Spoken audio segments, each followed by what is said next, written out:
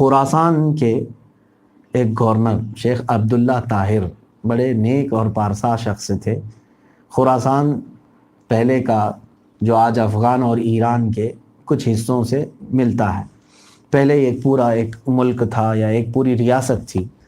تو وہاں کے جو گورنر تھے شیخ عبداللہ طاہر، جیسے ہی وہ گورنری پر آئے، تخت پر آئے، اعلان کیا عدل و انصاف قائم ہوگا، کوئی چوری ڈکیتی نہیں ہوگی، جرائم پر قابو پایا جائے گا، اور سارے اپنے پولیس کو، فوجیوں کو تعینات کر دیا۔ اتفاق ایسا ہوا کہ اس شہر میں ایک لوہار غریب کسی دیہات کا رہنے والا کام کرتا تھا۔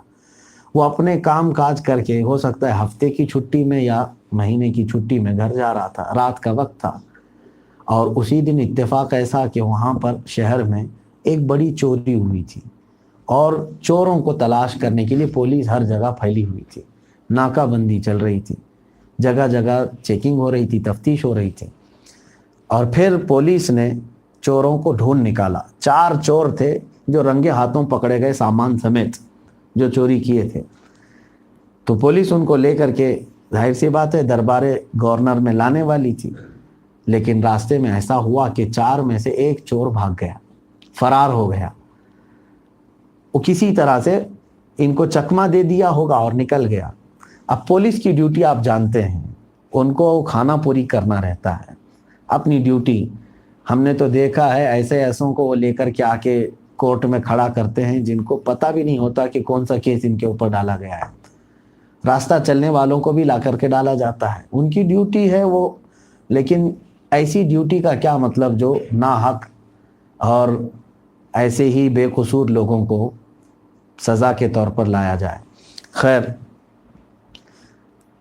پولیس نے کیا کیا، ڈر کے مارے، گورنر کے ڈر سے کہ 4 ہم پکڑے تھے اور یہ تو سب کو خبر ہو ہی گئی تھی، لیکن اب گورنر کے پاس، شیخ عبداللہ طاہر کے پاس جب ہم پہنچیں گے، 4 نہیں 1 بھاگ گیا ہے تو پھر ہم کو پکڑیں گے اور ہمارے ساتھ پتہ نہیں کیا سزا کا معاملہ ہو۔ تو انہوں نے سوچا کہ رات کا وقت ہے، کھانا پوری کریں، اس کو چوتھا کوئی لانا پڑے۔ اتفاق سے وہ غریب لوہار جو گھر جا رہا تھا، پولیس نے اسی کو پکڑ لیا، پکڑ کے 4 کی عادت پورا کر دی اور لے کر کے چل پڑے، اور گورنر کے پاس آئے، لا کر کے پیش کیا کہ یہ سامان سمیت 4 چور پکڑے گئے ہیں۔ تو گورنر نے یہ دیکھا کہ سب ثبوتوں کے ساتھ یہ پکڑے گئے، مزید تفتیش کرنے کی ضرورت نہیں، حاجت نہیں، کہا کہ جیل میں ڈال دو، ان کو قید میں ڈال دو۔ چلے گئے۔ اب بیچارہ جو لوہار تھا، اسے اپنی صفائی کرنے کا بھی، پیش کرنے کا بھی موقع ہی نہیں ملا، جیل میں چلا گیا۔ اب وہ رونے لگا، اس کے بیوی بچے اپنے گھر انتظار کر رہے ہوں گے، یاد کر رہے ہوں گے، اور یہ یہاں خواہ مخواہ بغیر کسی جرم کے قید ہو گیا۔ اللہ رب العزت کے حوالے کر دیا اس نے اپنا معاملہ، اور کہا اے رب ذوالجلال، اب اس جگہ پر سوائے تیرے میرا کوئی مددگار نہیں، کیونکہ کس کو میں اپنی صفائی پیش کروں، خود پولیس پوری میرے خلاف کھڑی ہے، مقدمہ میرے خلاف ہی چلے گا، بچنے کی کوئی یہاں پر بچنے کا کوئی راستہ نہیں نظر آتا۔ وہ روتا رہا، رات گزر گئی، دوسری رات آئی۔ ظاہر سی بات ہے، اللہ رب العزت نے جو وعدہ فرمایا ہے وہ اپنے وعدے کو پورا فرماتا ہے، مومنین کے لیے وہ یقیناً وہ کافی ہے۔ دوسری رات شیخ عبداللہ طاہر جو گورنر ہیں وقت کے، شاید یہاں تک سنے ہوں گے نا، تو رات کو جب وہ سوئے، خواب میں انہوں نے دیکھا کہ 4 بھاری بھرکم جسم کے لوگ آئے ہیں، بڑے ہٹے کٹے لوگ، اور شیخ عبداللہ طاہر کا تخت اٹھا کر کے پلٹ رہے ہیں۔ ایسے تیزی سے پلٹا کہ ان کو گرنے کی آواز آئی، ان کو ایسا لگا کہ میرا سر پھٹ جائے گا۔ اچانک نیند کھلی، آنکھ کھل گئی، تو چہرے پر پسینے کے آثار تھے، ساری چیزیں، گھبرا گئے، اور اس کے بعد جا کر کے وضو کیا، استغفار پڑھا، پھر سوئے۔ دوبارہ جب نیند لگی تو پھر خواب میں دیکھا، پھر 4 لوگ آئے ہیں، 4 لوگ آئے، اب شدت سے پھر تخت اٹھایا، اٹھا کر کے اچھال دیا اور پھر پٹک دیا۔ ان کو ایسا لگا کہ میرا جسم ٹوٹ گیا۔ پھر آنکھ کھلی، فوراً گئے، وضو کیا، پھر آپ نے درود پاک پڑھا، آیتیں پڑھی، اس کے بعد سوئے۔ تیسری بار نیند لگی، پھر وہ 4 لوگ آئے، تخت کو اٹھایا، 3 بار ہوا، اور پھر جیسی پٹ کے آنکھ کھولی آپ نے، اس کے بعد وضو کر کے مصلی بچھایا، نمازیں پڑھی، دعا کیا، بہت ساری چیزیں، اس کے بعد سوئے تو چوتھی بار پھر وہی خواب آیا۔ ایک رات میں 4 مرتبہ سیم خواب آنا۔ 4 لوگ آ رہے ہیں، تخت اٹھا رہے ہیں شیخ عبداللہ طاہر کا، کس کا؟ جو گورنر ہے، جو حاکم وقت ہے، پلٹ رہے ہیں، اور ان کو ایسا لگتا ہے کہ میں ابھی ٹوٹ کر کے بکھر جاؤں گا، ہڈی پسلی سب ٹوٹ جائے گی۔ چوتھی مرتبہ اٹھنے کے بعد پھر آپ بستر پر نہیں سوئے، آپ کو بے قراری ہو گئی، بے چینی ہو گئی۔ اس کے بعد ان کو ایسا لگا کہ کچھ تو غلط ہوا ہے جو مجھے اس طرح کے خواب آ رہے ہیں، کچھ تو ہوا ہے۔ دن بھر کا انہوں نے حساب دیکھا کہ آج عدالت میں کچھ ہوا یا کسی کے ساتھ کوئی معاملہ۔ آخر میں یہ جو کل قید ہوئے تھے 4 چور، ان کے بارے میں ان کو تفصیلات نہیں معلوم تھی۔ جیلر کو بلایا، جو جلاد ہیں قید کرنے والے، کہا کہ کل جو 4 چور لائے گئے ہیں ان کا کیا حال ہے؟ کہا کہ حضور وہ چوری میں پکڑے گئے تھے فلاں فلاں۔ کہا کیا وہ سب کے سب مجرم ہیں؟ تو جیلر نے کہا یہ تو میں نہیں کہتا، لیکن اس میں سے ایک بندہ ایسا ہے کہ وہ رات بھر نماز پڑھتا ہے، رات بھر، اور دل سوز دعائیں کرتا ہے، رقت انگیز دعائیں کرتا ہے، صبح تک وہ اسی طرح عبادت میں رہتا ہے، جس کی وجہ سے میں بھی نہیں سو پاتا۔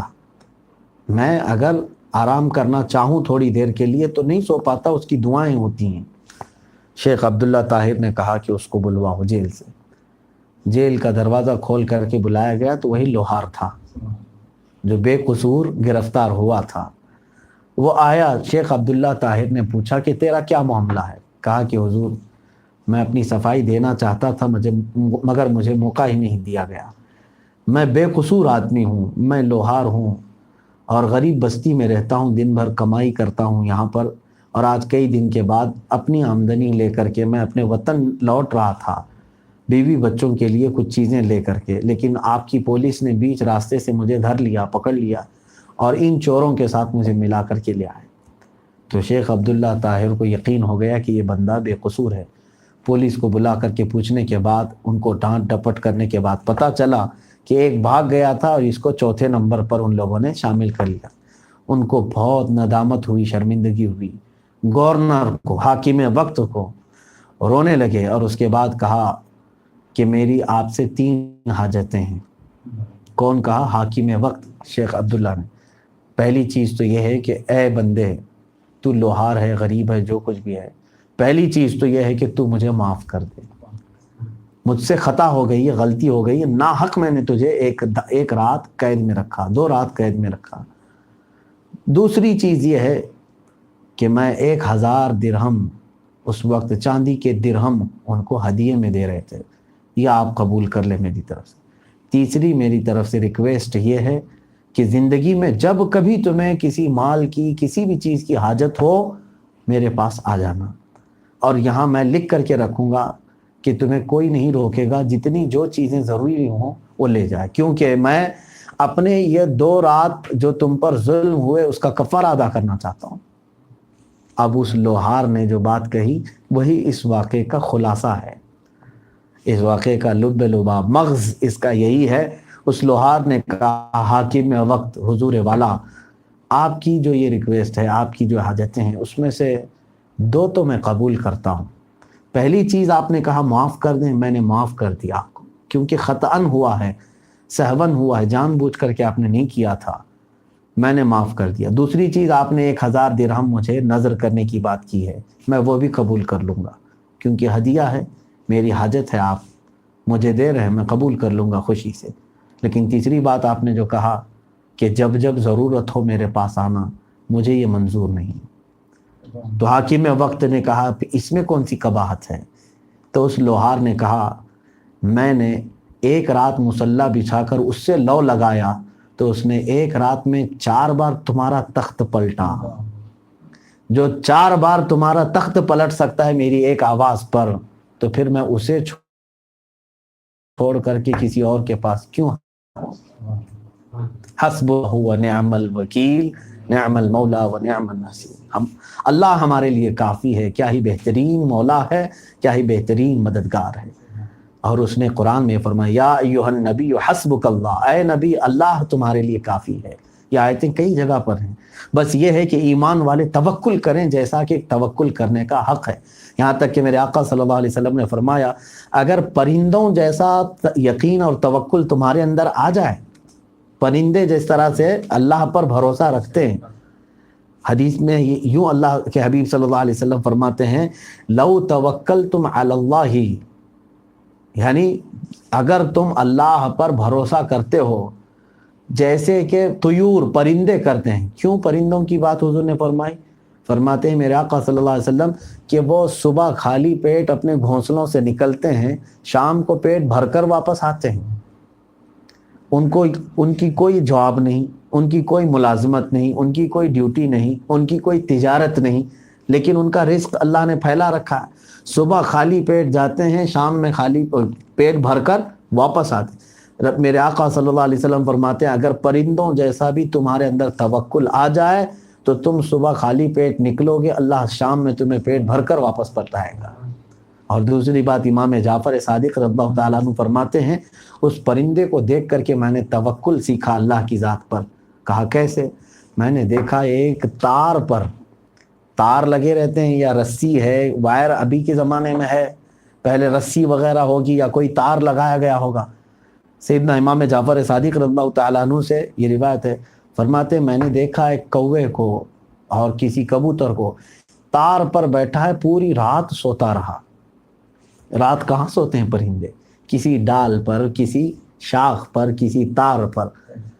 تو سیدنا امام جعفر صادق رضی اللہ تعالیٰ عنہ فرماتے ہیں اے بندے کیا تو ایسی دیوار پر کھڑا ہو کر کے سو سکے گا جس کے آس پاس کوئی سہارا نہیں، کہ جہاں تجھے جھپکی آئی، جہاں اونگ آئی تم گر جاؤ گے، تم اپنے آپ کو سنبھال نہیں پاؤ گے۔ لیکن وہ پرندہ پوری رات سو جاتا ہے اس بنیاد پر کہ اسے یقین ہے اللہ اسے گرنے نہیں دیتا، رب تبارک و تعالیٰ اس کی حفاظت فرماتا ہے۔